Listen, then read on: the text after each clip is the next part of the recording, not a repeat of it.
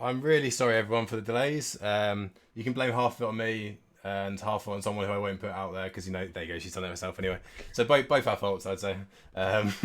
Definitely the last 15 minutes has been my fault. But anyway, this podcast is going to be about, the main title is Standing Out on Twitch, but I think it's a really good opportunity for you all to get to know our stream team. Well, the new members of our stream team. It's about half of our stream team, actually. And reasons why they've joined and their thoughts on the topics that we discussed today. There'll be a Q&A at the end as well, so feel free to ask your questions at the end, and you can direct them at anyone, you can direct them at me, you can do whatever you like. So first off, so we've got a bunch of new streamers at Endpoint. They all have the same passion. The same goal is, I guess, to make Twitch their living, because it's what they love doing. So let's just introduce yourself first. Peaceful, go for it. Give yourself a little introduction. Yeah, sure. So my name is Peaceful, aka Jordan. I'm a content creator from South Wales. I've been streaming for nearly 3 years now. I play mostly Valorant on stream, and we do play a fair bit of horror. We've been doing a lot of Genshin lately and a bit of Phasmophobia with some of these lovely people. Yeah, that's about it. Yeah, feel free to bring it round. So Mint, go next if you want to. The timing. So my name's Chris Mincer, Mincer TV. Not very creative with my name, I just took the last name. Been streaming for about nearly 6 years. Took a bit of a kind of a 6-month break actually, when I got married and all that kind of stuff. So I'd say pretty consistent for about 5 years on Twitch. Enjoying it. Great community. Great being a part of Endpoint. Like Pete said, we're pretty new to the team, making those relationships and finding my feet. Really enjoying the journey so far. Am I next or what? You go. Yeah, go for it. This way. My name's KiraColada. Kira's my husky's name, so I stole that. My name's actually Gina. I was originally born in Germany, so I have a lot of German and English viewers. And I started streaming Overwatch. That was about 3 years ago. So I started streaming 3 years ago, but it's only recently, the last year, I've sort of taken it serious and had an actual schedule and everything. Go. JP? You muted. JP. Oh no. No. Just double checking. I'm JuPi. I also stole my name from my cat. That's where my name comes from. Jupiter is my cat's name. I mainly play Valorant, mainly FPS games. I started streaming in 2017. I actually started playing Counter-Strike on stream, and then I moved house and my internet was too bad to stream, so I had to stop for a while. But I'm back, and I was born in Austria. I am Austrian by nationality, but I was brought up in the UK, so my German is very bad. But yeah, that's pretty much me. DustMonkey. That leaves just me. Go next? I'm not named after a pet. It'd be pretty awesome if I was named after my pet monkey, but alas. So I'm like baby new to Twitch, not even 5 months yet. I'm a costume and prop designer, which explains Steve sat here behind me. Hi, Steve. Shh. So the reason I got on Twitch was to basically expand my community. Gaming is a huge part of costume and prop design. Obviously, all we've got to do is look at the cosplay community to see how massive that is and how intertwined that's got with gaming. So I thought this is like a logical thing to do. Also, I talk a lot, so I feel like it was a logical jump. Has everyone got animals here? I feel like literally everyone in Endpoint has an animal or something. So yeah. I have 6 dogs in this house right now. I've got We need to have a pet meetup. I completely agree with this. Yeah, I have 2 cats and a dog. Maybe don't bring the cats. We should get the green screens out with the animals, shouldn't we? Yeah. You want me to ride in on the horse? Yeah. With the Endpoint t-shirt, yeah. Yeah, it sounds like content already. I love it. All right, okay. Let's start off. I think a good part about standing out, getting yourself out there on Twitch is you have to try and take the opportunities as they come to you. Putting yourself out there. So, all of you have put yourself out there straight away with quite recently. You've all applied to be on Endpoint Stream Team. Anyone want to start off with reasons why you applied, or were you nervous about doing it, or have you just said what's your attitude towards it? Kira, go for it. If you're pointing your finger. I still don't know what I'm doing here. I literally applied on a whim. I've applied to so many things, and this was like the first one that got back to me. So I'm still trying to figure out what I'm doing. But Kira, but I'm thankful. I'm happy. when we joined, they got top 30 in Europe. So in the world, sorry, top 30. So I mean, that's how we're doing. That's how we're doing. Of course, yeah. So that's why I'm here. Yeah.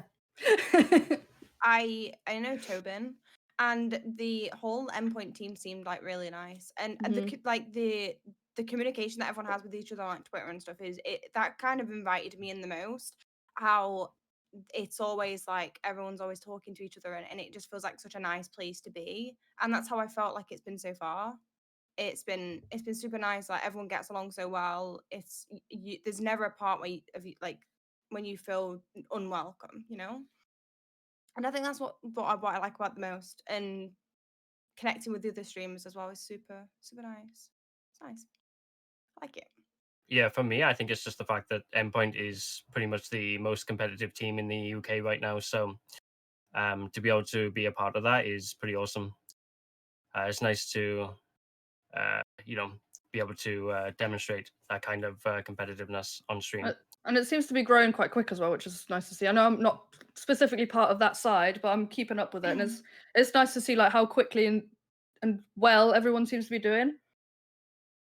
I mean, yeah, literally everyone grows together is my kind of ethos. You can't grow by yourself in a lot of ways. And actually, I mean, Kira, you said that you don't know why you're here, why you applied, this kind of stuff, but it's one of those things where if you don't. I think what were you saying before, Dust? Before the show, if you don't, what was your saying? Oh god damn! Yeah, I forgot my own saying. If you don't ask, you don't get. If you don't ask, don't get. Yeah, sorry, the standard. Yeah. There we go. That's the one. I'm pretty sure I used that in our core, Pete, when I applied. I'm pretty sure when I used to say that, when I used to say if you don't ask, you don't get. Sorry, my little boy's trying to break in. Apologies. I feel like I just got a flashback from that guy on the news that when his kids walked in. Yeah. Everyone saw that, right? Everyone saw that. It's gonna be a That was so fun, just like offhanding his own kid, like go away. But also, I was gonna say, Kira, you said about the whole like you applied to a lot of places. It's the same as any job or any sponsorship deal that Endpoint are trying to get. I'll be honest, we can talk to 100 brands, and only one's right for both parties. You have to. You're not going to get everything you get. You have to. You don't ask, you don't get. And well, straight away, that was one of the things I was like, do not mention that, because it's kind of a negative thing to say. Like, I don't know what I'm doing here, But that's just how my mind works. Like, I know what I worked hard to be here, and I put myself out there, and that's how I found this opportunity. So I just need to be thankful that I'm here and just accept it. So I'm trying to do that.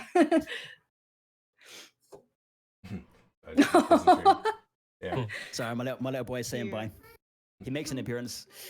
And he's off. He's Any more to say on that subject, or? As terms of trying to think back to the question around why I joined, I think actually Endpoint is the only team I actually officially submitted an application to, and I kind of there were teams out there I was kind of considering, but I was like, there's two ways, right? It's about what value can I bring to the org and what value can the org give to me. It's a two-way street, right? And it's having that honest and building that relationship. I suppose I had people in, I know people in Endpoint. There's ads. I used to play COD 2 back in the day. I'm sure I still kick his ass on that game. 1v1 me anytime ads. And obviously Organize as well. I'm pretty sure Organize has probably tweeted out a couple of times around the story around how I got a chat with Pete. But yeah, I suppose it's just build the relationships, reach out, ask questions, and yeah, that certainly does help. Sure. Yeah, I mean, let's move on a bit then. Anyway, so standing out on Twitch, I mean, there's lots of ways you can do it. You can do it. There's lots of good reasons, bad reasons that you'll stand out. Obviously people want the good reasons, I'm sure. Some people bring the bad ones on purpose as well. I'm sure. I'm no doubt that happens. But I guess it depends how you want to grow your community and how you want to grow your stream. But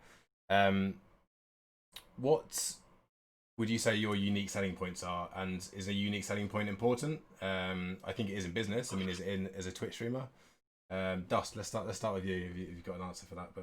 yeah, no, 100%. I mean, a unique selling point is important to anything: business, streaming, content creation, especially on Twitch as well, because like Twitch is saturated hugely. There's literally thousands upon thousands of people streaming at any given moment on any given game.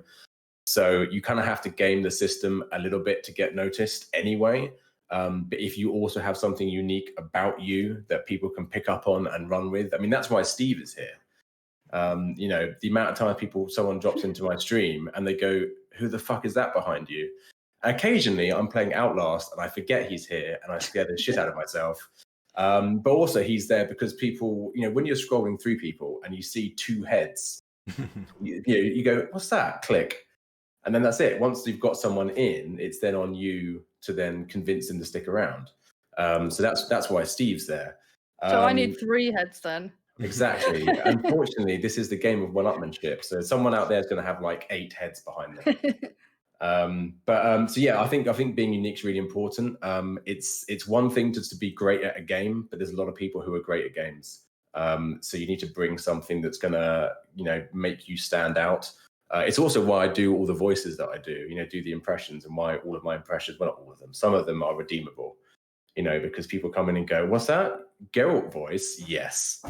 Who doesn't love Geralt? Sold me at the Can you do an Elmo impression?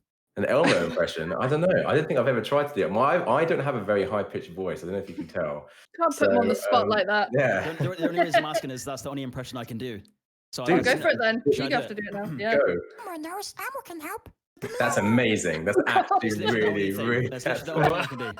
genuinely really good. I can't tell that's come out your mouth or out of some like. That was a voice changer. Yeah. Dude, I get that all the time. When we meet up, right? Once all this COVID's done, we'll have a few beers and I'll do Elmo for your life. How about that? Boom. Right, yeah. I'm game. I'm totally game. That's amazing. I mean, That's content right there. Yeah. Can we get you phoning pizza places and doing orders in that voice? Is this Domino's? Can I get a large pizza with cheese? Yeah, see? That. I want that. Creeping me out. He did that with no hands, actually, to be fair. His hands went down to the... I'm believing him. Yeah. I got a foot pedal. That's what it is. Technology. But yeah, so yeah, being a unique selling points, I think are like should be in your top 10% of what you know put your energy into, really.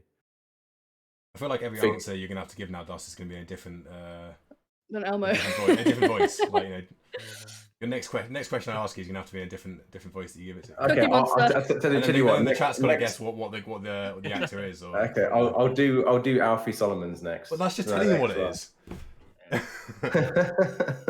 True. YoJupi, yeah. What about yourself?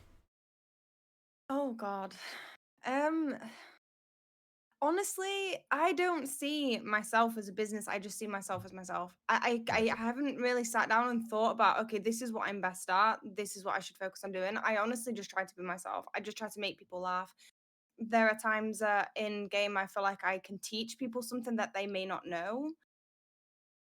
But really, I couldn't really sit down and say, okay, I'm good at this, this, and this, and this, and this is what I should improve on. These are my selling points. I honestly just want to be myself. I want to make people laugh, and I want people to feel like they're comfortable to come into my stream, and I just want to build a community.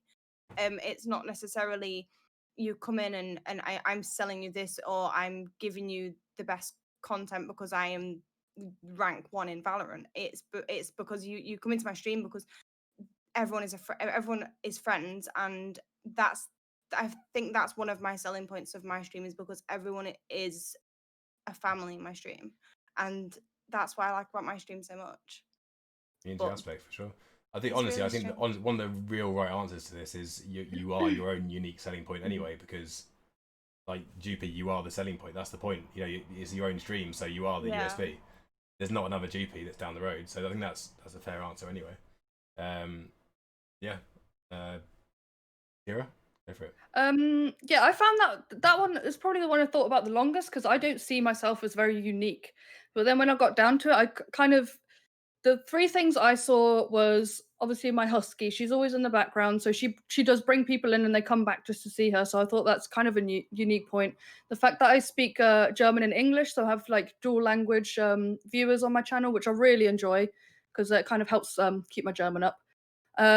And the fact that I'm a variety streamer, it's kind of a pro and con, I guess, because if you stick to one game, you get an audience that is there for just that game.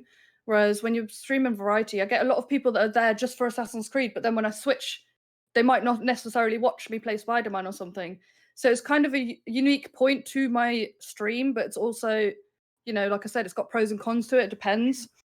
But other than that, I think just being yourself and being honest and open is kind of as genuine and unique as you can get. So in some way, even if some streamers seem similar to others, that everyone is unique in their own way anyway. So it's kind of, yeah, just depends on the person, I think. Yeah, perfect. Yeah. Peaceful, if you go next week.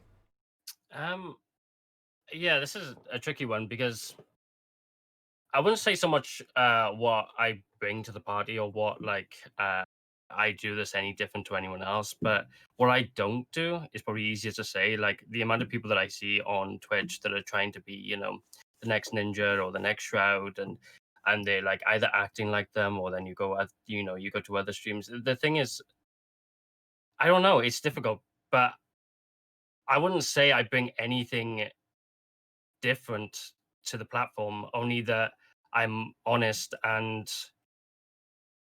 it's difficult because you're probably going to go to the next question of why did you start streaming, but I've always loved gaming and I've always wanted to show my gameplay.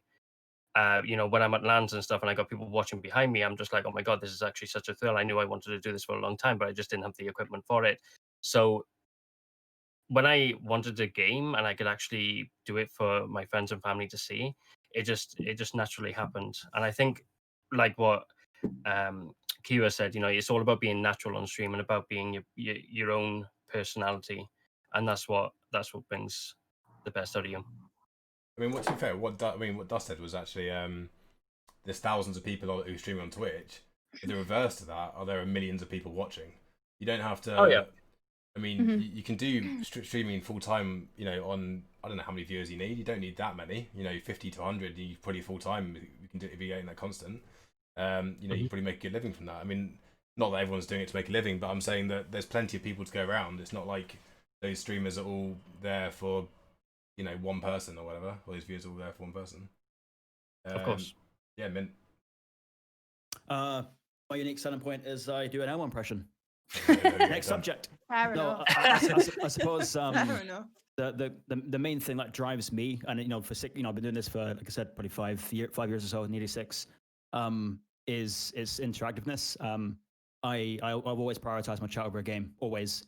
I could be in a in a weird situation in Tarkov or a 1v2, 1v3 clutch, and if someone comes in the chat and says hi or whatever, I've always got my eye on chat and I'm always very interactive. There's nothing worse for me personally is joining a stream and saying hi and getting nothing back. If you're not gonna be live with your viewers or with your chat, then why are you live? Go to YouTube. You know, that way it's a totally different platform for different audiences. So yeah, interactiveness definitely for me. I think that's it, to be honest with you. I mean, there's probably some other quirky stuff that probably my long-term viewers have probably noticed. I've got an eyebrow that I can't really control when I'm streaming. Funny enough, we've named him Steve. So I've got a Steve the eyebrow. So there's quite a few people that maybe know Steve. You may even see it. Once you see it, you'll never unsee it. My eyebrow will just twitch and it's weird. Just stuff like that. I think it's just things that you'll essentially leak out of you as you stream and as you're trying to find your feet and all that kind of good stuff. I'll be honest, my first 1 month, 2 months on Twitch, I actually did exactly what was suggested earlier, which is trying to copy somebody else. And you just can't do it. Like you can go and watch, you know, the big streamers and try and be them, but at the end of the day, you're just gonna run out. You're gonna run out. Like your battery's gonna run out. You're just not gonna be able to maintain that. So yeah, be yourself, and yeah, it's a journey. Enjoy it. Yeah, I think that's literally everyone's answer is, I mean, your unique selling point realistic on Twitch, if anyone's looking to start, is yourself. I mean, there are exceptions, I think, you know, people like Doc or whatever who put characters on, but actually that's still him doing the character. It's still his own personality that's bringing that out. So if anyone's struggling to figure out what their path in streaming should be, it should just be what comes naturally to you. I think that people will be there for you, not for anything else. You might get more viewers because of some new game that's come out or some or some random variants, but I guess end of the day it's for you, the majority, like the core viewers. Yeah, cool. Yeah, no, not aimed at anyone in particular. Let's just have an open discussion about it. But what is good quality content to you? Like what? I mean, I think good quality content can take many forms, but what would you class good quality content as? Yeah, feel free to. The obvious would be like having a decent cam and audio. I mean, that kind of counts to it. And then for me, the next important thing would be chat engagement and asking the chat questions and building relationship with like individuals from the chat. I think that's the most important for me anyway, for good quality. Yeah, I think I've got to echo that. I think one of my like biggest bugbears, if you go into someone's chat and you say like hi, and you get sort of like, and then they just crack on. You're like, so yeah, it's like Mint said, you know, YouTube's a thing. You know, if you have no intention of engaging with your audience, then you know there's that. So for me, if in terms of like a streamer that's going to like grab me in terms of content, what you said, decent audio is I think more important than a decent cam, because if you can't hear them, then it's a bigger problem than not being able to see them. But if they're not engaged or like so enveloped in what they're doing that they flat out ignore chat, then yeah, for me that misses the mark. That's just me though. What do I know? It's interesting. No, I agree. It's interesting that we've perceived good quality content to video and audio, and I'd agree with you, right? But I suspect there'll be 20, 30,000 viewers on Twitch that will watch a stream and the streamer doesn't say a word and doesn't have a camera. And they see that as great. Oh yeah, exactly. That's it's true. Yeah. Yeah. There's How many of those streamers are pro players? There's always exceptions to the rule. Exactly. Yeah. So it depends what we mean by good content, right? So if you would go and watch Lyric, for example, he doesn't use a webcam. He's famous for that. It doesn't mean the content isn't great, but there's exceptions to the rule, right? I think if you're starting off out on Twitch, and you're still trying to find your feet, then yeah, great audio is honestly the number one. That's actually it's been proven audio is better. It's actually more important than video. So if you have like £100 and you're thinking what piece of equipment should I buy, go audio every day of the week. Video comes later. But I suppose it's just that perception, right? What we mean by good quality content. But yeah, same for me. Video, good audio. Whenever I'm jumping into a new stream. Yeah, just to touch up on what Minter said, really, it's like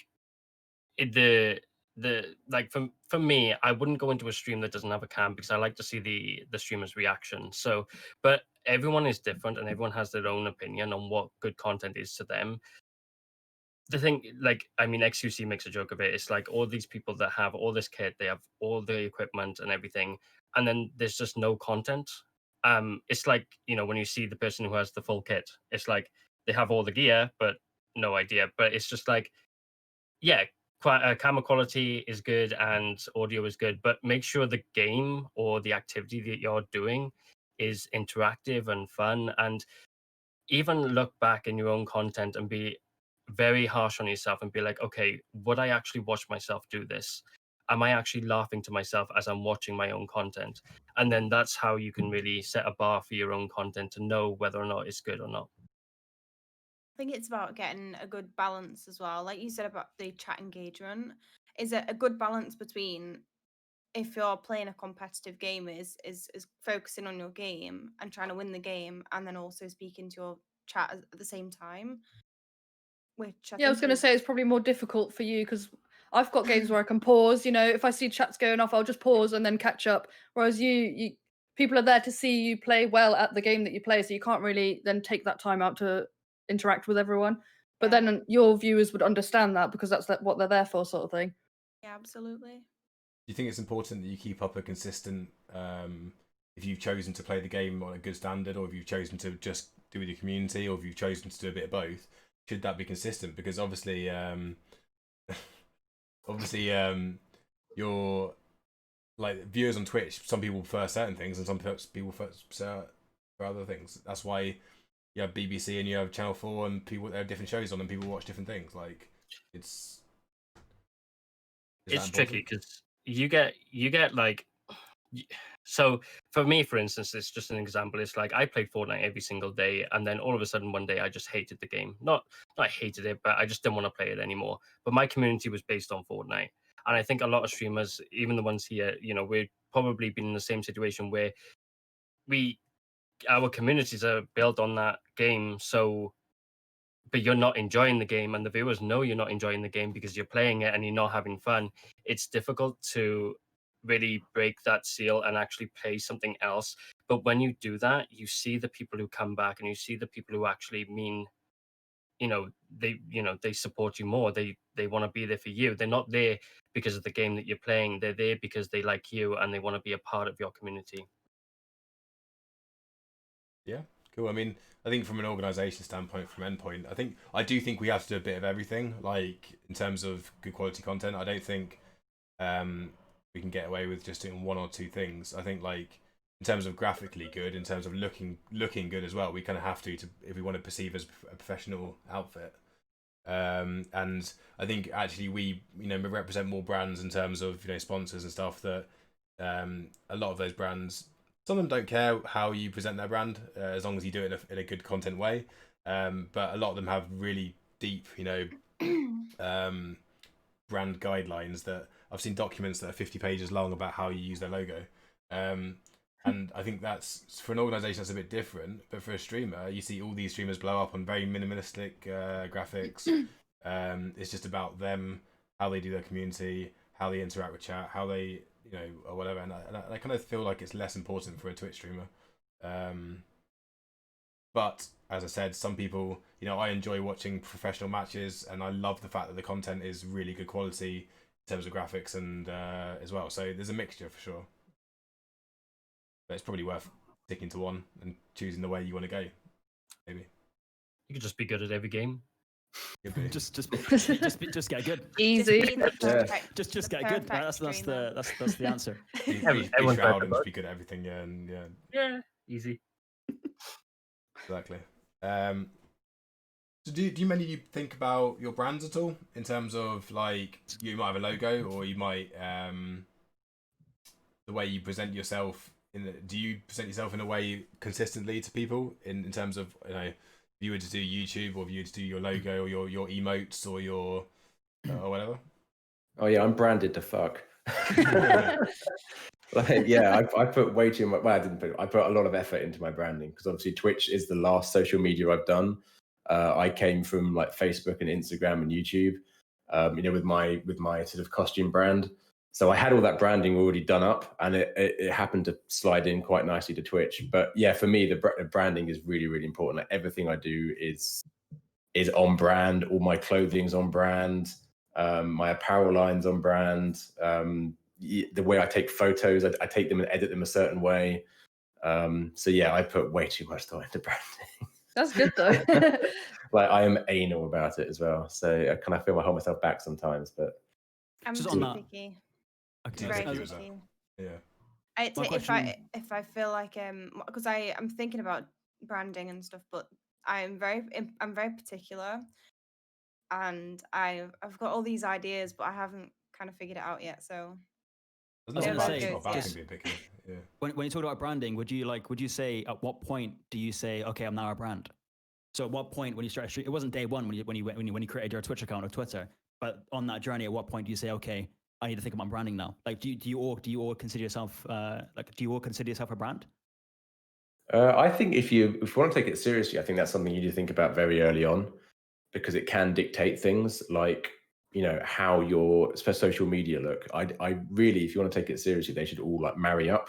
If your Twitter looks nothing like your Twitch, and your Twitch looks nothing like your Facebook, and your Facebook nothing like your Instagram, if they all look very different, then it creates like a confusing mixed image of like, well, hang on, who are you? Because over here you're like this, but over there you're like that. Also, people might see it on both and not realise you're the same person. Yeah, which would be even worse. Or if someone loves your Twitch and you've got like a little panel, go to your Instagram, and you go to the Instagram, you're like, this isn't the person I was talking to on Twitch.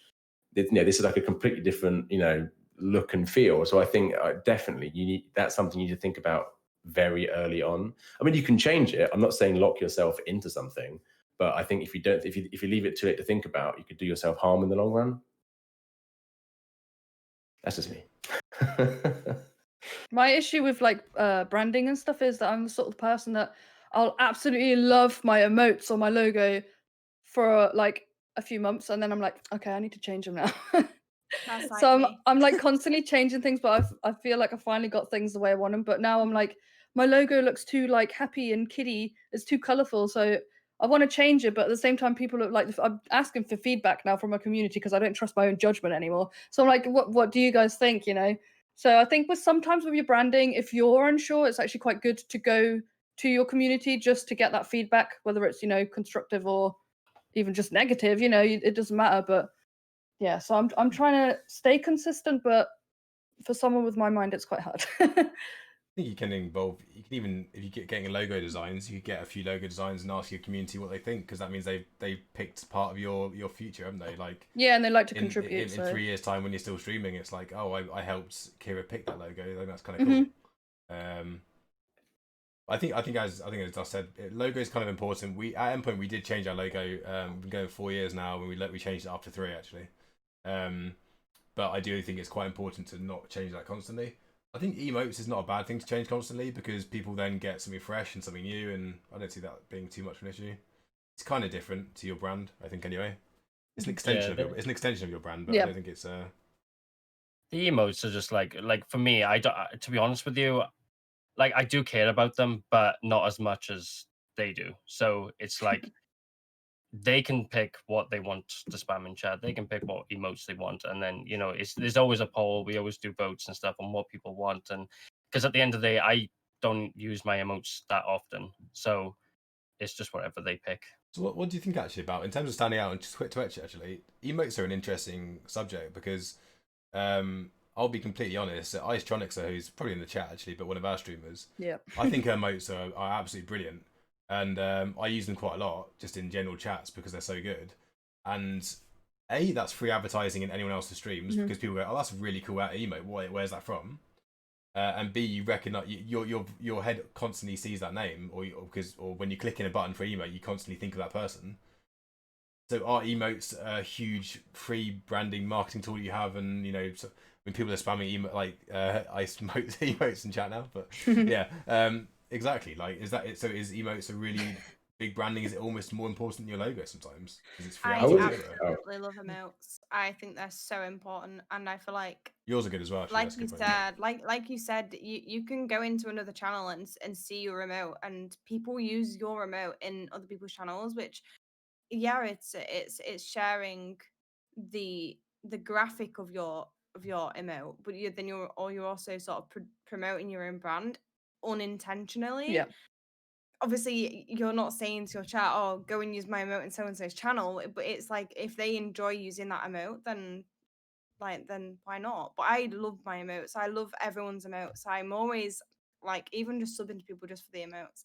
I might not even enjoy their content, and I will sub just to get their emote. Yeah, I was gonna say that I've checked out loads of streams just because they've had like really cute emotes or something.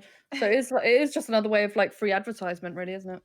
Oh no, definitely. I mean, this conversation came up with me and some other streamers. I think it was yesterday actually, because one of them posted their emote in my Discord, and I didn't know it was theirs. I was like, "Oh, that looks identical to so and so," and he went, "Oh, well, it's like so and so, but also," and he reeled off like 10 massive streamers, and I thought, so what? You designed your emote based off of what 10 of the biggest streamers use. And that sort of touches on what you said, Pete, about is it free advertising? Because if you copy, also what we touched on earlier, like do you copy someone else? Because if you base your branding or emote decisions based off what the bigger streamers are doing, no one's going to recognize them. No one's going to see your emote and go, "Oh, who's that from?" They'll go, "Oh, that's XQC's." Even if it isn't, it's so close to them. They'll go, "Oh, it's XQC's." Whereas with like ICEs, for example, and as you said, you love using them. And there's been channels that I've seen an emote and I've gone, "Whose emote is that?" And they go, "Oh, it's so and so." And I've gone to their stream and like followed and like watched for a bit because their emote drew me in. So I think they're not as important as branding, but they're part of the overall package. They're part of the brand. Yeah. And I think like underlooking them or thinking like, "Oh, it's just a silly little emote." That's like a silly way of thinking about it, because they can be so useful at getting someone's eyes on your stream who may otherwise never have come across you. Yeah, I've actually seen. I was watching the streamer, and they banned somebody else for using another person's emote in their chat. It's a bit I saw extreme. that. I saw that. I'm like, there's no way. What? What So are you bad. doing? It's That's- nutty. Absolutely Jesus, nutty. that is crazy. that is I protective was as like, fuck, I actually isn't rubbed it? my eyes. Like, are you serious? I'm But then I'm Yeah, sure it's they're interesting. expecting their viewers to use their emotes in other people's I streams. don't know. I left. But I suppose it goes to, I think they consider it self-advertising. But that's what Twitch is about, right? Emotes are the biggest thing. I think on Twitch. Form. Like you think about like Kappa and all these these emotes that they become memes and they're famous. And you think of Kappa, you think of Twitch, right? So it's totally links the emote to the brand and the brand to the person. So it certainly does help. I mean, there aren't enough emotes for half the stuff I want to say in emote form, so other people's emotes help fill that in. Yeah, which is that's one thing. Is why is there never like a hi, which is a male doing it as well? Why is all the emotes female highs? Mine's a pineapple. I used to have a male. I used to have a hi, and then I realised I didn't like it, so I got rid of it. That's why. It was actually requested yesterday by me. Well, by one of my guys. Yeah, they want one. Where's the RNG one gone as well? Which is like because I need to use that all the time, and it seems to have disappeared. Just make your own. It's branding. Yeah, maybe true. Yeah, Pete, get on the bandwagon. I need to get Jeff doing this, don't I? My dog. You got like 70 slots, haven't you? Not quite. No. Cool. Yeah. So I mean, like, yeah, Dust mentioned it a bit earlier, but what other social medias do you guys use to help you amplify yourself on Twitch? Because I think I was chatting to someone who's head of marketing the other day, a big firm, and they said that you have to hit someone from 3 different angles to get them as a customer or as a viewer. So if you're hitting someone from one angle constantly, it's not as good as if you hit them from different angles. So, which I thought was quite an interesting concept. Wait, did you say that on your YouTube thing? No. I feel like I'm having a deja vu. Yeah, he did. Yeah, he did in his Okay. YouTube video. What YouTube video? The one you posted. The one that you today. uploaded yourself. Pete, are you okay? said Do we that. need to come round? Are Do we- I've been very tired. I've been binge watching Gold It was Rush and Astra. today. I don't even remember myself saying that, but Can someone phone Pete and make sure he's okay, please? I'm just a broken record. That's what I am, isn't it? Yeah, what's your thoughts anyway? What was the question again? Hate different angles, different social medias. What do you use? Oh yeah, mine would important be are they? Twitter and Instagram. I absolutely love Instagram because it's so easy to use. Twitter, I'm still trying to get my head around. I'm like busier on there now, but I'm still trying to figure out what's going on there. I did make a Facebook, but that's gone. Well, it's still there, but I'm not using that because I feel like Facebook's a bit outdated. Well, for what I need it for, maybe not for Dust because you've got probably all your stuff on there, haven't you? I've got all my peeps in my Yeah, things over so there, yours yeah. is different because I suppose you've got loads of images and stuff to upload as well, whereas mine would just be like going live all the time. So Instagram and Twitter for me. And I feel like I was a little like TikTok seems to be a massive thing, but I feel like I was a little bit late joining that. Also, I don't have the time, really. Is it me? Do I go? Go for it. Well, why Go. not? I think originally was on YouTube and Twitch, but I would say if I could go back 5 years and give myself advice, I'd say do all of them.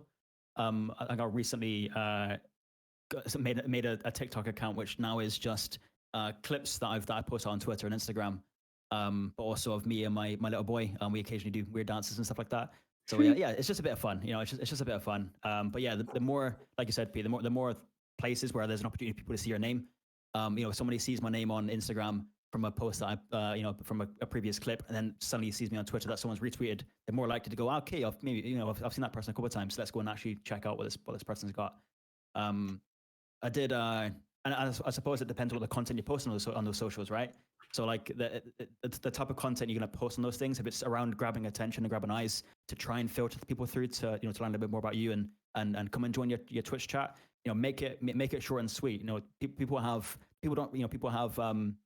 have a lot of time in their day, and for them to take 5-10 minutes out of their day to watch a video that they've only seen once from you, so it's a big ask. Make it 20-30 seconds, get their eyes on, and then and draw people in that way. So yeah, do all of them if you can. Yeah, I think it's the same as Twitch in some ways. How I'm assuming you all do Twitch because you enjoy it. You're wrong? Yes. Oh yeah. Yeah. We're off to a bad start if we're like, nah. Yeah. Hate it. If you're not enjoying Would it not right now, recommend. You know what? I'm off. If you're not enjoying it, well, the point is, if you're not enjoying it, you probably won't be doing it in 6 months' time. So that's and that's the important part of it is you have to enjoy it. So you have to do content that you enjoy. But that why should that just be Twitch as well? You have to make sure that you enjoy your content you do on other platforms as well. So it shouldn't just be a chore that you do it. But if you're not using other social platforms, you're only, you're only making it harder on yourself. I think you're just slowing your own process. You have to utilize all social media platforms in order to get the best possible reach. So to and it's like community as well. The community want to follow you on other socials because you're not always going to be live on Twitch. They want to follow you, when you go on holiday or whether you upload on YouTube. They still want to be involved in your life even when you're not on their screen. Yep. Cool. Okay, let's moving on a bit to. I mean, so all of you must be in some way happy to do collaborative work because you're all here and you all joined Endpoint, and I kind of feel that growing together is important. But I think there's a fine line of collaborative work and making sure that you have your own thing at the same time.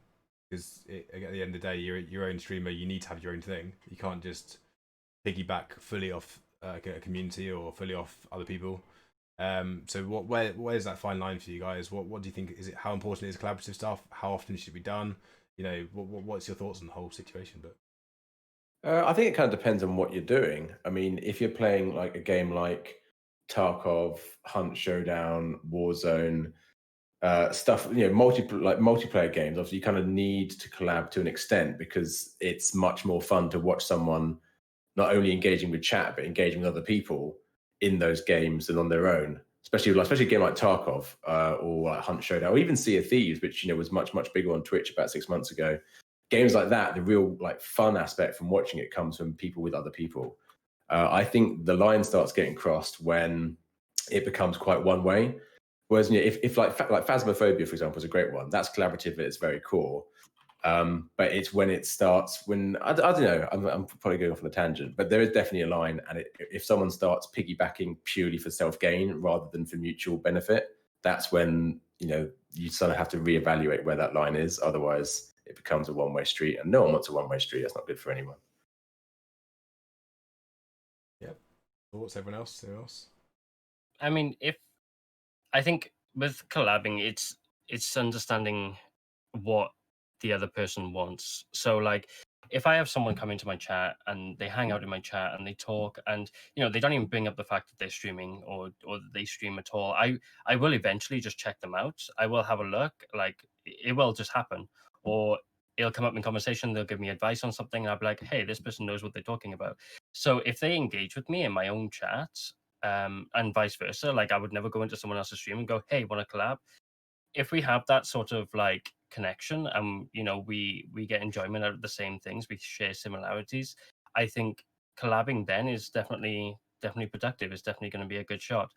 I would never collab with someone who just privately DMs me, like as in a streamer wise. I mean, I'm not saying about sponsors and things like that, but streamer wise, if someone just DM me and I don't know who they are, I mean, it's going to take me a while before I say yes. I mean, there's also the fact that you want to play. I mean, I'm sure people have like streamer friends, but also friends they just enjoy playing games with. Like I don't know, Valorant or Counter Strike or whatever. I'm sure there's 4 other people that don't stream that you like to play 5v5s with. Is that collaborating or is that just having fun gaming, which is a very different thing anyway. Yeah, I mean, any other thoughts on it before we move on? Or I haven't really collaborated with many people, to be honest with you. I know we've done some of the Endpoint the stream nights in Among Us and Phasmo, which have been fantastic. I'm just trying to think about outside of the stream team though. Back when I used to play Hunt Showdown a lot. Back when it was really popular. This is still going strong now, but. That's essentially what I use Twitch raids for. So if I would go and check out I'd watch streamers that play in the same game as me, right, to learn about the game. And if there's somebody I saw that was like, actually, I'd love to play a game with this guy, I wouldn't just dive in, slide into your DMs piece, right? I'd stay in the chat, feel about okay, what's does this person have the same kind of agenda as me? Can we relate? Can we talk? and then do a couple raids and build that relationship, and then you can then propose, hey, do you want to do a game of Hunt in a couple of weeks or whatever, right? Rather than just throwing yourself in there. So I think you just have to make sure you're doing it for the right reasons, and it's it's like you said, it's collaborative, and you guys can have an easygoing conversation that doesn't feel awkward. That's the main thing as well. If you share the same agenda, the same I guess personality, it's easier, and it probably doesn't. It no longer becomes a collaboration. You're just now friends, and and it doesn't, and it's not seen like a networking technique or tip or whatever, right? It's just you then become good friends and you play Hunt for, going forward. I think that's really important. I think that's really important is the becoming friends thing, because as you say, like you got to enjoy your content, so it shouldn't be seen as a collaborative thing. It should be seen as you're doing it with mates because that's what you want to do anyway, because it's fun. Yep. But the whole Endpoint stream night things is what we're trying to do, is a fun night, which we want people to go to them because they're fun, not because they're a collaborative thing. As a community or family kind of aspect.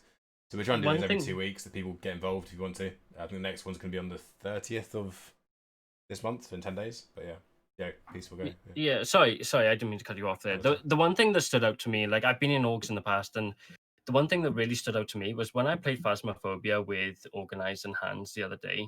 That was organized by you guys. Like you guys wanted us to collab so that we could get to know each other. And the heartwarming thing was that like a couple of days later, Hans just he messages and goes, "Yo, fancy some Phasmo tonight?" And it's just like, oh, okay, yeah, let's do it. Because to me, it's just like he obviously, he wanted to do it because to support Endpoint, but the fact that he wants to keep on playing with us is really, really cool. Organized as well, then we just hang out a lot easier now. It's really cool. That's good. Yeah, great. It's good to hear. I mean, I've honestly, we picked each individual streamer in this team, which it's kind of us almost vouching for that person, as we think they're a cool person and think they are an awesome content creator, and they are someone who would fit in with the family as well. So that's we picked these people because we think you'll get on together. We think they could create some cool content together and add something fresh to it, or add something that people can. I don't know. Yeah. Whatever. I think the word I used was family, and it turns out that the Discord was Endpoint family, and it's just stuff like that, right? It's just things that you just know when it's the right fit. Ooh, giggity. Come on now! Damn it, Quagmire. You'll see a peaceful giggity now in the chat.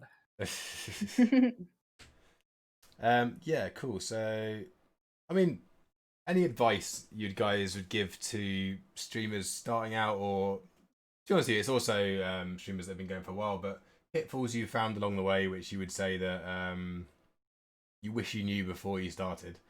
YoJupi, have you got any pitfalls you think? Oh, things not to do when you start streaming? Sure. Let me think.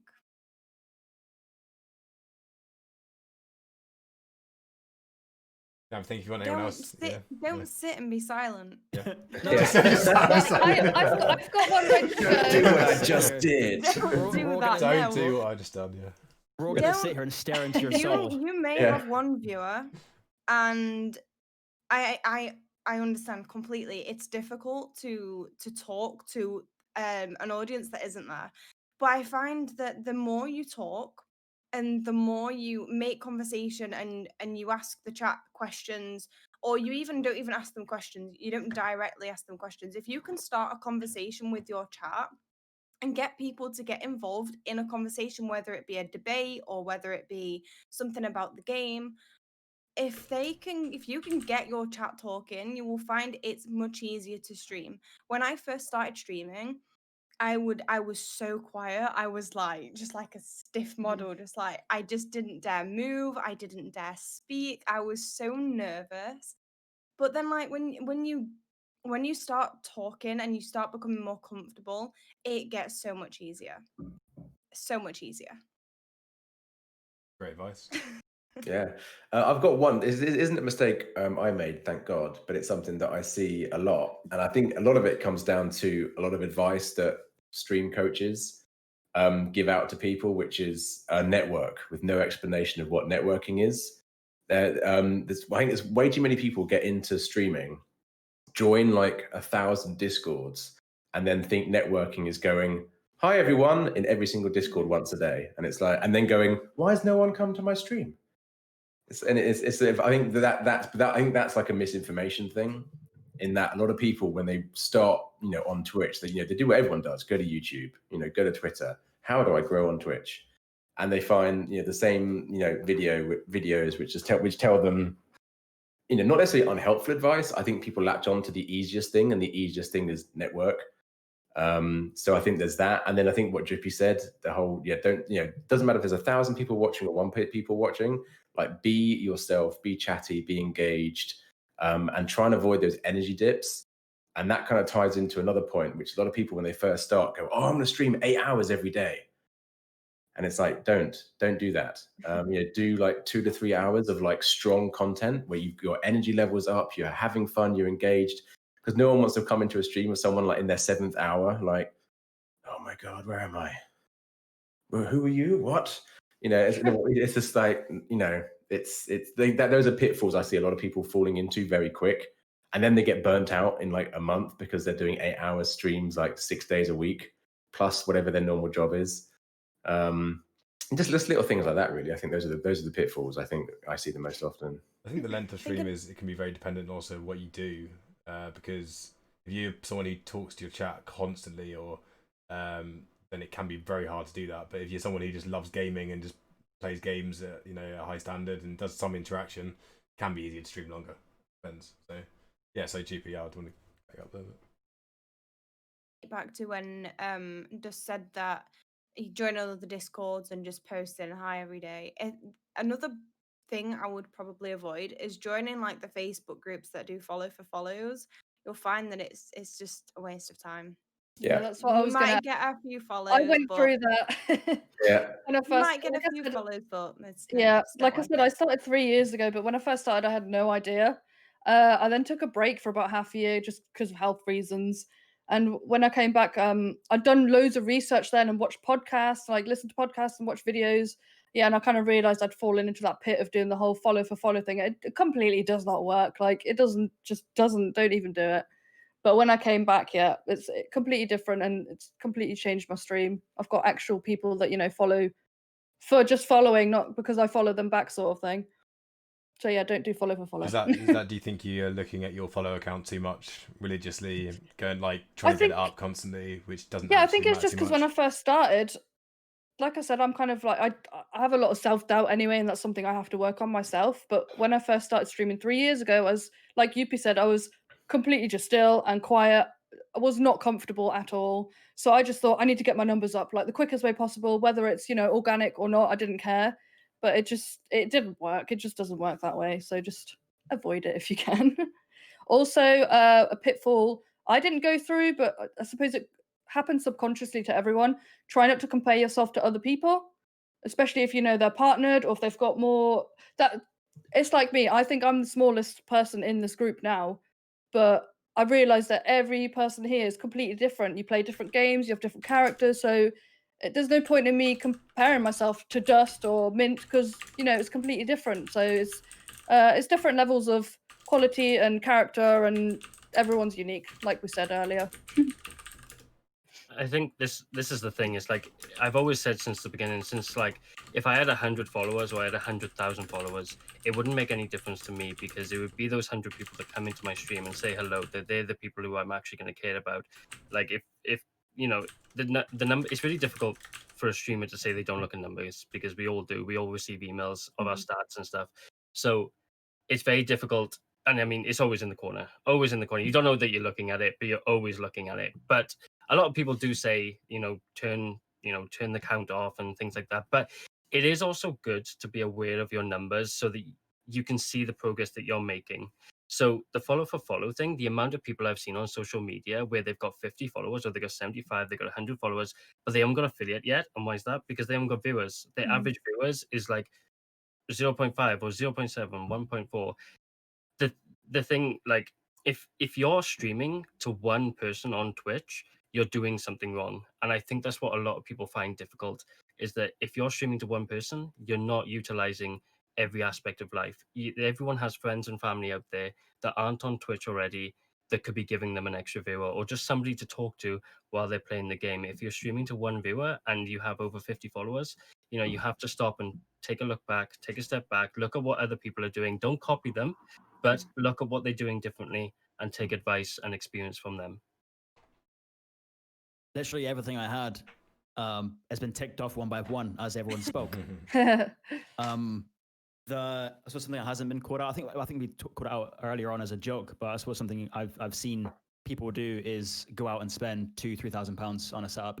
I think the phrase was all the gear, but what it rhymed. It was something that sounded cool. All the gear, but no idea. No idea. Yeah. So like buying everything, literally, like spending all of the money on great kit, dual PC setup, whatever.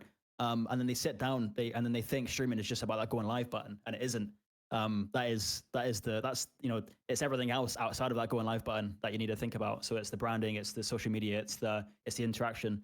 You can have a great setup, but no one's going to watch you if you can sit there and just breathe into your microphone. That costs you £3,000 and play a single player game. Do you know what I mean? There's loads of other things to consider. I don't blame these people. Sorry, Minter. Really sorry. I didn't mean to cut you off there. I don't blame these people for thinking that it is this easy, because when you look at people like Ninja, you look at Shroud, you look at XQC, look how easy it is for them when you're watching them on the screen. You don't see everything that goes on in the background. You don't see managers, you don't see partners running around for them doing these little jobs. They just think that they can, just press the play button and just go. And that's really not the reality of it. It's like becoming an actor or an actress. People like to be actors or actresses, but the reality is it's actually a lot more entailed. And there was another thing I was going to mention just in regards to the follow for follow thing. I mean, if people are trying to get to 50 followers as quickly as they can, there's only one reason why they're trying to do that, and that's so that they can get affiliate. And why do they want affiliate? Because they want a subscriber button. If they want a subscriber button, then they're doing it for money, and that is definitely not the way to go on Twitch. If you are going in just for the money, people see that, and they're not going to, they're just not going to part with their money. You have to give them something. You have to give value for value. So I know the question was. So, no, I know the question was, what do you wish you could give, just some advice when you're starting out. I still do this to this day, and my going live notification. I mean, I got back from France like a month ago, and I had back from France as my going live notification for like 2 weeks until someone said, "Oh, so didn't you get back from France like 2 weeks ago?" I'm like, yeah, my bad. Yeah, I should have changed that. Also, I had one thing written down that I don't think we've mentioned, but it's not necessarily a pitfall, but just to be aware of, that the whole process just takes a lot of time. Like not like what I did when I first started, I tried to rush things and it's just not organic. It does take time if you want organic growth and to build relationships, to build a community. So yeah, don't go into Twitch thinking it's going to be a quick, easy ride, because it's not. Oh, no. It's a marathon, not a race. It's the opposite. It's difficult to start. It's so difficult. Long I and can remember tedious. the days when I was sat on 4 viewers in 2017. Not even 4, 3. 3 on a good day. And I constantly get people coming into my chat like, how do you do it? How have you grown? Blah, blah, blah. And it is just... It's just time, isn't it? Keep Just being going. consistent, persistent, consistent, all those. Consistency and consistency. The longer you do it for, the more you'll appreciate it, I think. Yeah. But for what it's worth, like I think what Mint was saying about don't buy like or buying all the amazing equipment, all that kind of stuff. I think that's I agree with the sentiment. I think it's also it depends what you're doing Twitch for. If you literally are not doing it to make a living and you want to do it because it's something you enjoy as on top of your job, or just you enjoy that creating content kind of idea, or as a hobby which could potentially turn into a job later. There's nothing wrong with taking pride in something you do in that sense and buying all the equipment because you feel good about it and you feel like it's I feel like I'm putting good content out there, which makes me feel great. And as I said, that goes back to the conversation we had about what is good content to you, and it means different things to different people. So it might be the case you wanted to go buy all the gear, and if you do that, buy noble chairs, go to Overclockers, and you can buy all secondhand stuff from CEX. Done. No, sorry, I'm joking. Seamless. Cool. last topic before we get on to Q&A. So put your questions in chat. I've got a couple already, but I'll do that afterwards. So there's differences you can do on Twitch. You can do, if someone wants looking to start or they don't know where they're going with it. I mean, the number one thing I always hear is I'm waiting for the next big game to come out, which I'll jump on. I heard that way more before Valorant, and even more before, Among Us and all this kind of stuff, and Fall Guys and or whatever. But what's your thoughts, and what do you do in general? Feel free to tell the community as well, between having a niche, being a variety streamer, I guess, jumping on a craze, like the new games that come out. What's your thoughts on the whole situation, and what's good to do, or what do you do? Or obviously everyone has different. You've got to have the variety streamers on Twitch. You have to have the niche streamers. You have to. I feel like if you've got your brand and you're already quite a big streamer, I think if you can get into a craze early on, like I mentioned with TikTok, like if you can get in there early on and build it from the start, that's probably a good thing. I feel like it's quite like 50-50 craze and niche.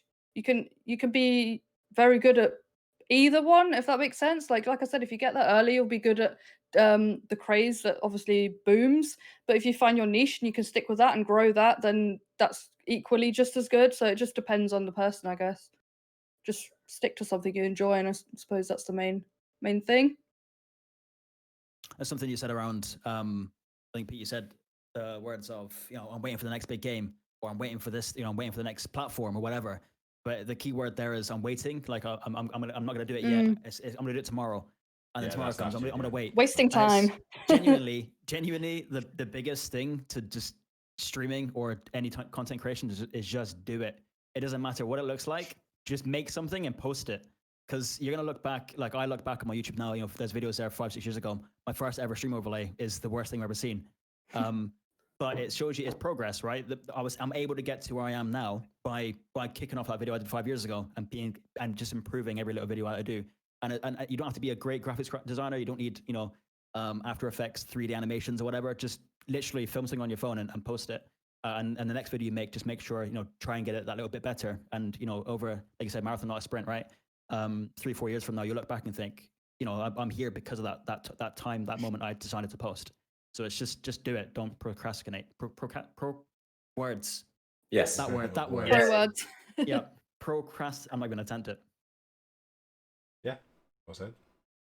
Yeah, I think, kind of echoing what the other said, really. So with me, I think also depends on size. Like if you're big and established, you can jump on a craze. And as Kira says, if you get in there early, especially depending on your size, it could do really well for you. It's when you're much, much smaller and then you have someone saying, oh, I'm waiting, I'm going to stream Cyberpunk. It's like, okay, you and 10,000 other people. Yep. So it's like if you're waiting for that to be your break, then it won't be your break. As what Mint said, just do it. A game coming out isn't going to be the thing that makes everyone go, oh, this is the guy I'm going to watch from now on. You need to get out there, make the content, and then in that process, maybe you'll find your niche. Maybe during that journey, you'll find the craze that like elevates you, but don't wait for it. Just get out there and do it. I'm kind of rehashing what Mint says and adding my own angle to it. Sorry, Mint. I like it. You. Yeah, I think, when I saw everyone before Valorant said they were waiting for Valorant to come out, a lot of people are fairly small to mid-range streamers. I honestly think that when a new craze comes out and you're a smaller to mid-range streamer, you'll get less viewers than you got before, which a lot of people don't realise. Think if I get on it straight away, I can get more viewers. But the problem is the bigger streamers go for it and they take the vast majority of the views. And because there are so many streamers, you'll be way further down the list than you would be on your normal streams or categories on Twitch. And people don't really realise that, and they just get less views than they would before. But what you're actually saying, whenever I hear that, is you're gambling. You're essentially saying I'm gambling on the fact that this new game's going to come out, and I'm going to put everything I can on that and hope I do well. That's essentially what you're doing, and you want to kind of take a step back and not do that, and think about what you're actually trying to achieve. How can you set yourself up for success? And apply. Like I said, time is really valuable. Don't spend 3-4 hours trying to in the wrong areas, take a step back, and 3-4 hours could be better spent on creating content on 6 or 7 other platforms rather than going all in on Twitch on one particular game. Just be conscious of the decisions you're making. Yeah, definitely. And you can be huge if you're in a niche as well. I mean, so one of our streamers, Helping Hands, is a variety streamer, but he does have a big niche in terms of war games. He knows it, but he's huge within that niche. He's the biggest streamer in that. Well, Company of Heroes is his main game. Biggest streamer in that, and he owns it. And it's great.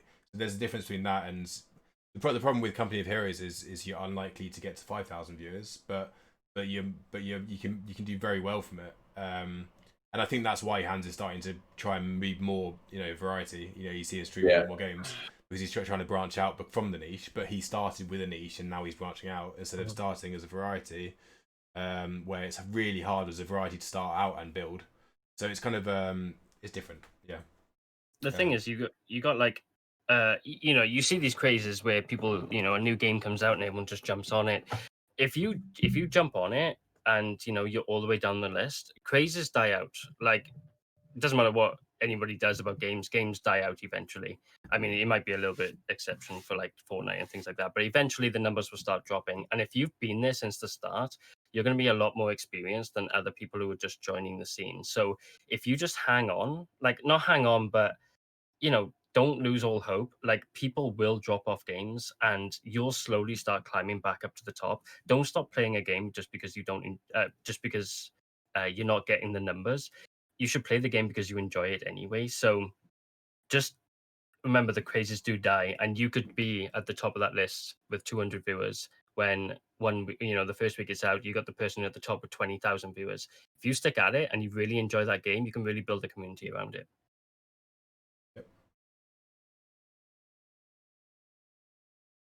Anything else on that, or should we go to the Q&A? Q&A. Q&A. Sure. Just as a quick thing, by the way, if one of you are streaming afterwards, I will send the radio away. But if you can start your stream with the starting scene fairly soon, because we do the Q&A, but I don't mind who it is. I mean, fight, go for it. Rock, paper, scissors. Anyway, yeah. So Q&A. One from Exotic XO. What's your daily drive to create content? You want to go for that? Fun. Yeah, I was gonna say, it's not. I don't have my drive isn't to create content, but it's just to see my community because they're my friends. It's like family, so I enjoy logging on to engage with them. So it's not necessarily what game or content I'm creating; it's just seeing them. That's for me, anyway. I agree with that. Having fun, playing games, having fun at the same time, keeping your chat, keeping in touch with your chat as well. Like you said, it's your friends, it's your family. They're not just viewers. They're your friends, and they're there to see how you are, and you're there to see how they are. It's vice versa. It's self-explanatory, really. And if you don't see your viewers as your friends or in your family, then I don't think you should be streaming.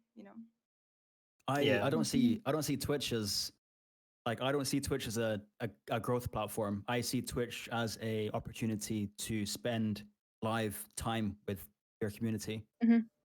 If that makes sense. Like, yep. I don't.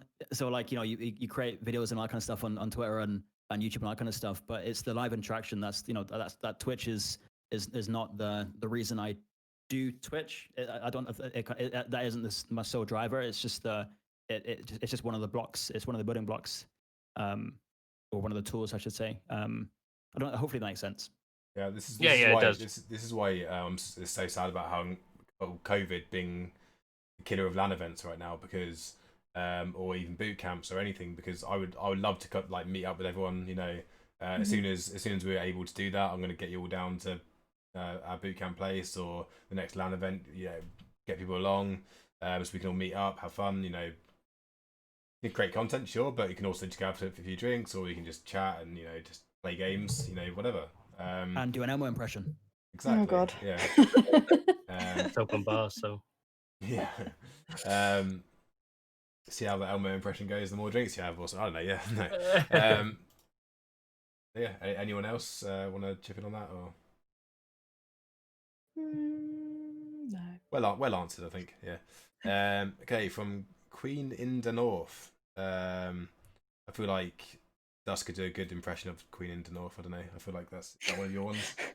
So that is one of my ones. I don't know if I could do an impression of her. That'd be a push. All right. Very nice thing saying hello all. I hope you're all well. Cool.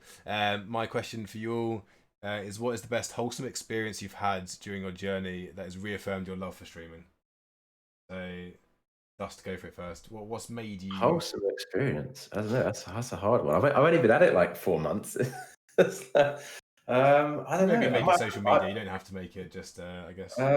Most wholesome experience off the back of getting on. I don't know. That's difficult. I mean, I guess just growing a community and seeing the same names like coming back in. And when was it? It was 2 or 3 weeks ago. I was in hospital for the day. And then when I next streamed, like everyone was sort of not like waiting, but it was quite a busy stream because everyone wanted to come in and be like, "Oh, how are you? How's hospital? Like, what happened? Like, you feeling okay?" And that was quite nice, being like, "Oh, these people who were not strangers, but I mean, I don't, it's not like someone I've known for 8 years phoning up and saying, 'Hey, buddy, how'd hospital go?' I thought that was quite nice to have the community of people who were like, you doing okay? How are you?" And I think that's probably the closest I can get in my relatively small window of time.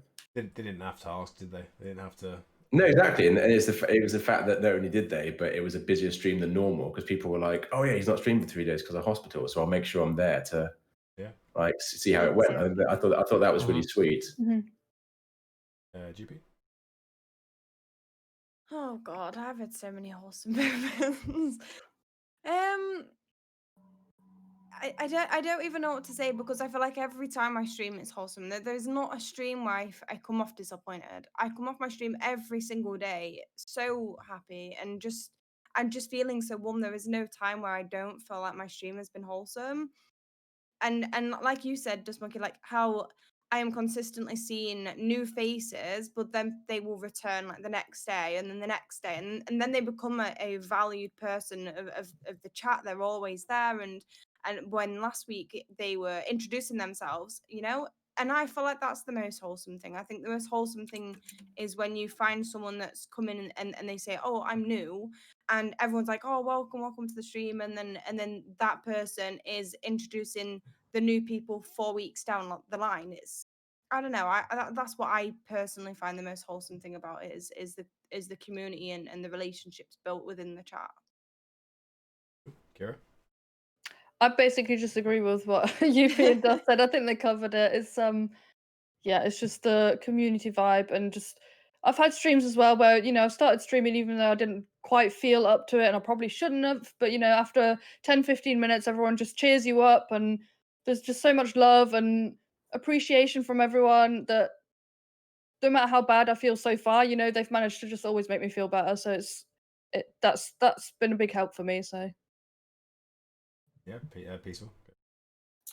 I mean, there's a lot. So I mean, like, I guess, like, obviously, when you donate to a streamer, and it's a a substantial amount, you do feel that sort of wholesomeness. Like, that's happened on occasions, but I think I'm gonna try and stay away from that and just say, like, for my 6K followers, the community actually made a video for me, and individually they gave me a congratulations, which was like recorded by themselves, and they just compiled it together and they just sent me one big compilation of them saying congratulations, and that to me was it was tearful. So that was really cute. That was amazing. That's so cute. Oh my That's God. cute as fuck. No, don't give them too much, okay? They are knobs, okay? But okay, I mean, they're dickheads, but they're cute dickheads. They're my knobs, yeah. They're my knobs. I'll watch them. Please tell me you don't call your community my knobs, because they're emotes on branding, right? Yeah. Oh God. Do you have emotes? Champions Club and then my knobs. Mint, yeah, go for it. I would say there's 2 moments that come to mind, and that is seeing people in my chat before I'm even there. So kind of prepping to stream and getting best set up, and people were chatting in my chat ready for me, which is I keep saying people's time is valuable, and if someone's willing to spend 10 minutes, an hour, whatever, in in your channel, that's huge for me. And seeing people there before me is that's quite wholesome. There's the occasional I think I've maybe had in the 5-6 years I've been on Twitch, I've had 3 or 4 DMs from people, and it's just saying, I've had a really bad day today at school or at work or whatever, and your video helped me get through the day, and it's just stuff like that. I'm like, you know what, that one person saying that makes everything I've done for the past 5-6 years worth it. Genuinely, like it just helps that there gives me the boost I need to do the next 5 years, and it's just stuff like that. Yeah, I've had a few messages as well from viewers just saying exactly the same thing, or even when I raid people as well. So I've had a few times where I've raided people and they've messaged me afterwards like, "Oh, thank you so much. You have absolutely made my day. I am just about to go and do something quite sad, but you've cheered me up massively." Like that feels great. Like just knowing that you can make someone happy it's just the best feeling. It feels good. Awesome. Knowing that you can make someone happy is good. Yeah, for sure. Okay. It's when people, sorry, go on. No, I was just gonna say when people message me and they're like, "I'm so sorry, I haven't been there for the last couple of streams," and I'm just like, "What are you apologizing for?" That's another like, one. Yeah. Like, what? Okay, yeah, it doesn't matter, bro. It doesn't matter. It's all good. Or there's the other side when I've done like 12-hour streams and someone's been there from start to finish. I'm like, how have you managed this? Like that's insane. So that's quite supportive of people. Yeah. Cool. Let's move on. I'll do a few more questions. I don't want to like this to last for hours. I don't know how many more there are, but so next one from Chorus. So this is actually one I found quite hard. I find it quite hard with Endpoint myself actually. How do you balance your stream life? And all your work involving that, or some people might have jobs as well, around your personal life. Don't sleep. Don't sleep is actually a good tip. Yeah. I was just gonna say, I know I've said before I started streaming 3 years ago, but I think the issue I had was I went all in. Like I was streaming every single day after work, and that's why I ended up having to take a break because it's not sustainable. You just can't do that. So that's why now I've dropped down to doing like 4 or 5 days a week because I still am working full time as well. So yeah, it's difficult to balance it. I feel like I've got it down now because I usually finish work about 3 o'clock, 4 o'clock, and then I start my stream at 6. But it is always sad when I have to cancel a stream or reschedule or something.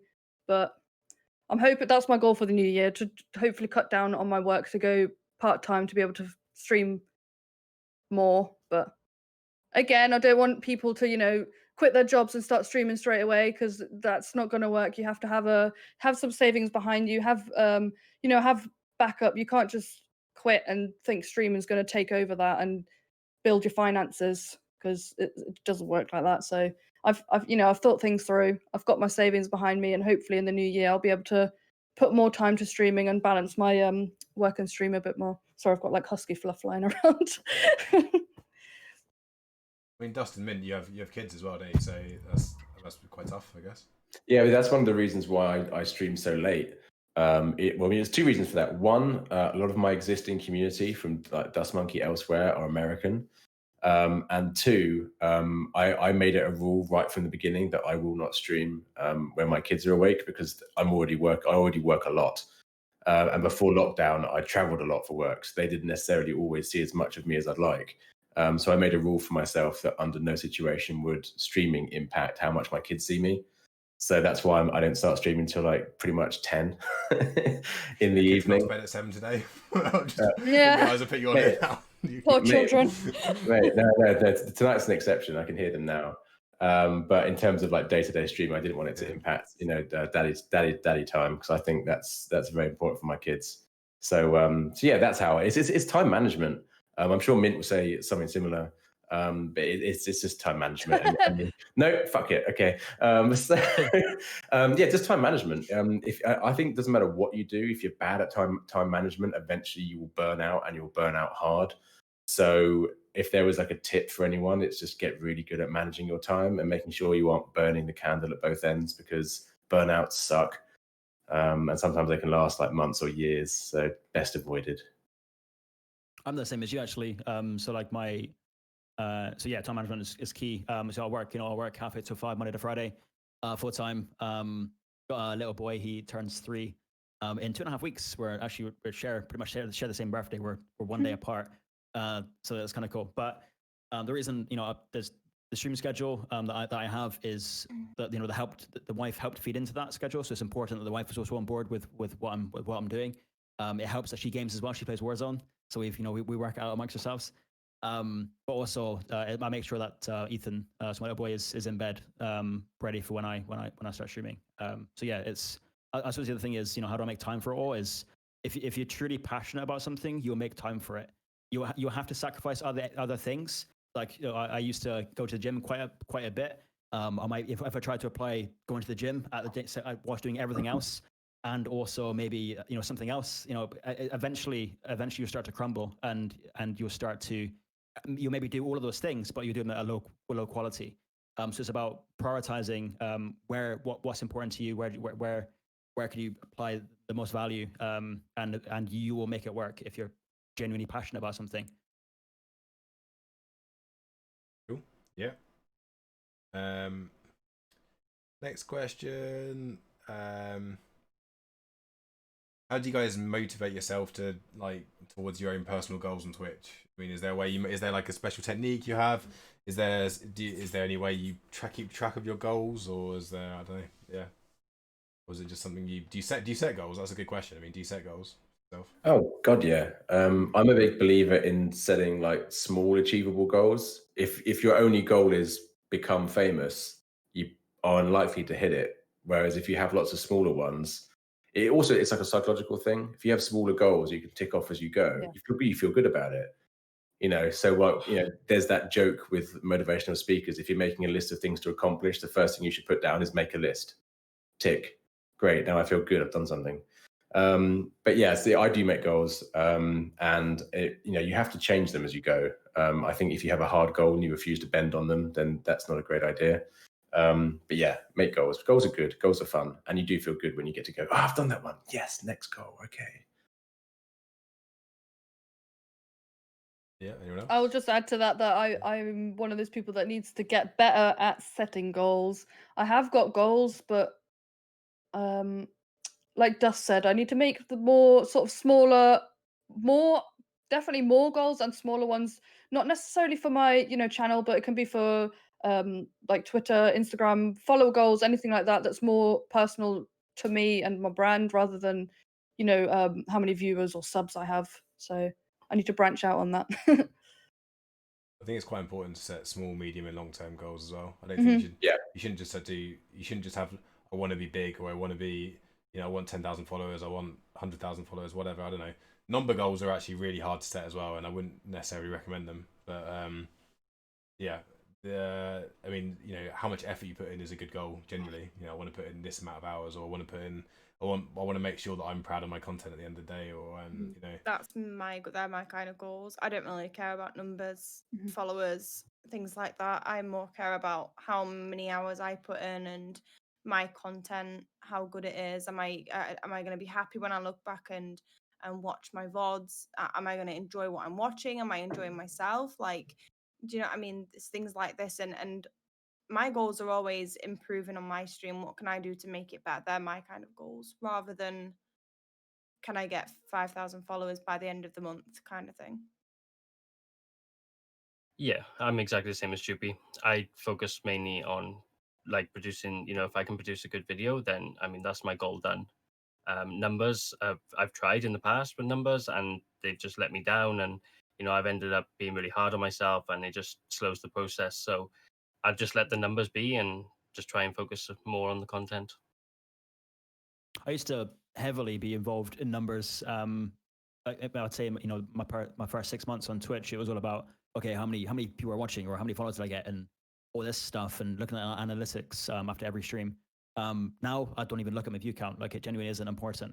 I check the analytics page once a month just to make sure. Well, not to make sure, but is that green, and am I improving every month? And if not, just reflecting and taking 10 minutes to reflect back on what did I do last month that maybe had an impact on not growing as much as the previous month. But yeah, in terms of like followers, viewers, all that kind of stuff, not something really to focus on. I suppose one of the long-term goals I've had, and I am going to get it. Even 6 years in, I've always said I will get this as partnership, of course, but I don't see partnership as a goal. It's a stepping stone, and it's just about understanding the why. So what's driving you to want to complete that? And the two main things, and I've called this out on stream multiple times, is we talked about it earlier, is emotes. I've got some great emote ideas I'd want to get in. I've had some community suggestions. I've got one of my mods who's called Dictator. Back up, 3-4 years ago, we joked around having a dedicated emote for him. I'm like, but that's one person. I've got like 3 or 4 other people I'd like to do this for, and I just don't have the space.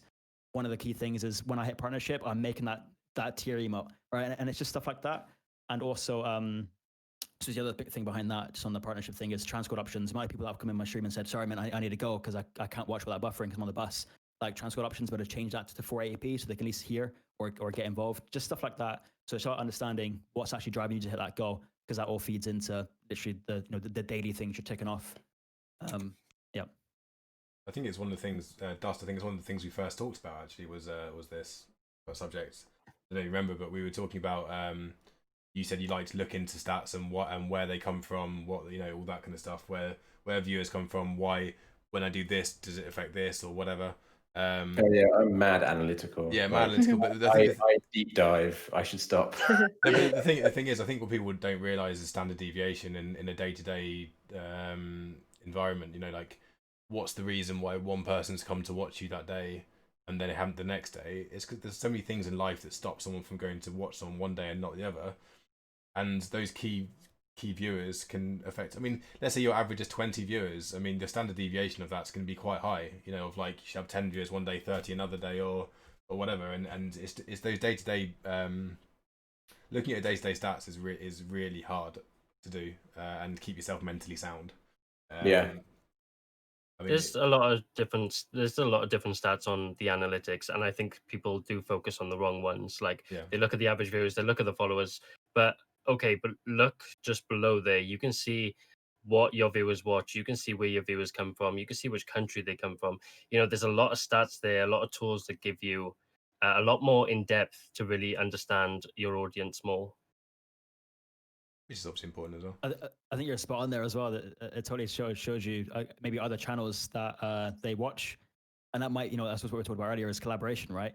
If you play Hunt Showdown and the other person that watches you or also watches that other streamer that plays Hunt Showdown, that might be a collaboration opportunity to reach out and say, hey, dude, do you want to play games? Because you actually got our audience are actually pretty much the same, and it opens the door, and you can get your and engage that and start the conversation. Agreed. Yeah, there's other data on that page which is way more important. What would it take to join Endpoint as a custom keyboard builder? I mean, I'm pretty interested in that. Sounds great. Got me a DM? No, I don't know. No. Jupi, question for you. How did you become so good at Valorant? What's your way of training? I don't train. I train in game. I tell What's your my rank? viewers this all the time. Diamond 3. I peaked Oh at damn! Immortal. Can you carry me, please? I peaked at Immortal Teach 2. me. No, I suck.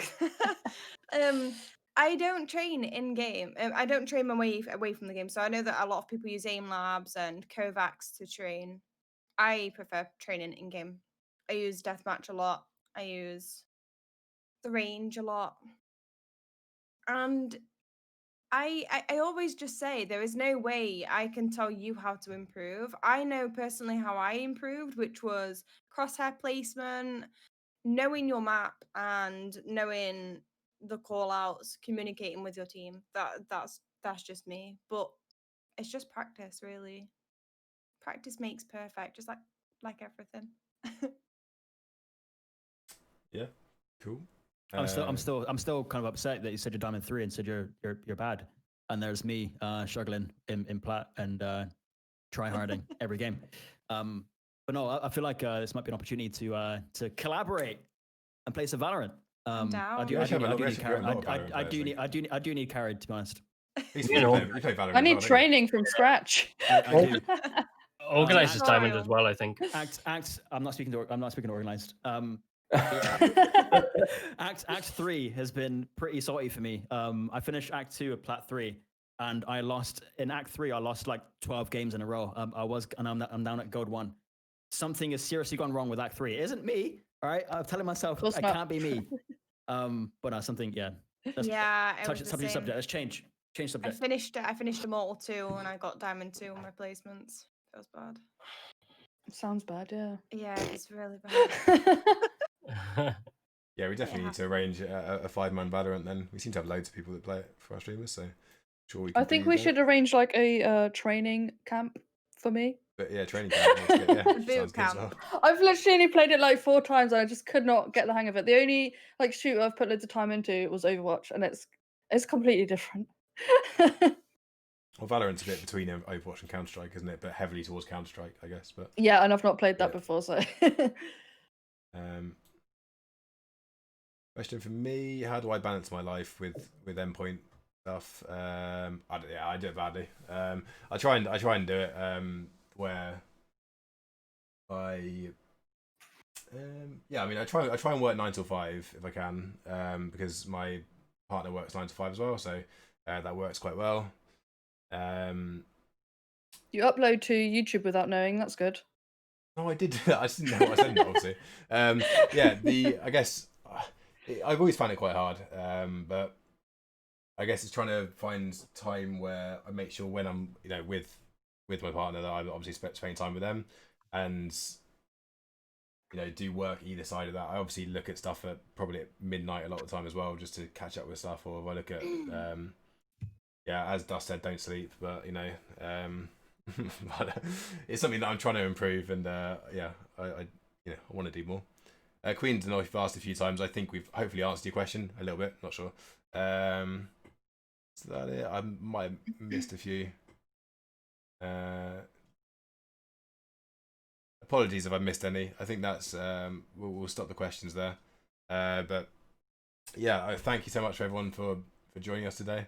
This will be up on YouTube maybe tomorrow. I'll try and timestamp it all. Make sure that you follow everyone. I'm just going to put everyone's thing in chat. I spelled attendees wrong. 3 T's is not the one. There we go. Yeah, make sure you just click all 5 of those links. Go give them a follow. Is anyone streaming right now? Or want to go live quickly? I will be, but I think Minter's going on as well, and you did raid me the other day, so... No, Dust, Wait, you take Minter's... it. You go. Dust, I'm not streaming tonight, guys. I'm not streaming tonight. I'm Peace, off. you take I it. know. I'm sorry. No, take it. I had a raid the other day. Take Everyone's it. too nice, aren't they? Yeah. Someone click the This is like why- button. this I'm is ready why now. family. You can just repay me in DMs, yeah? Mint, you go live or? I will be, but I need to power on my other PC. I need to, so that with a setup, I had to plug my stream camera into my main gaming PC. So I'll be a few minutes. No. Always not gotta be immediately. difficult, So mate. peace. Always Peace. gotta be I'm Please sorry. take it. Please go live now. Peace, Yeah. you take it. go for Yeah, go for You it. do it, mate. You do Okay. it. Right, I'm going to have to leave, okay? Okay. No, No that's worries, not mate, no allowed. worries. I'll click the raid in a sec. I'll click the raid, so go do it. Go do it. Okay, catch you guys in a bit. Bye. See you, Pete. Bye. Yes. Stick around. Oh, that's just fucked up my my graphic as well. It's always one, No, isn't it? that's It's not always- it either. Oh, okay, you can just see some mangled up thing now. Right, fine. Thanks everyone for thing. If Peaceful isn't live, stick around on his channel. Go support him. And yeah, hopefully do more of these. If you've got any topics you want us to discuss or podcasts you want to do, just stick them in the YouTube comments. Maybe might be good tomorrow. But yeah, thanks everyone. Thanks for hosting, Pete. cheers. Thanks, guys. Bye. all. Thank you. Bye. Bye.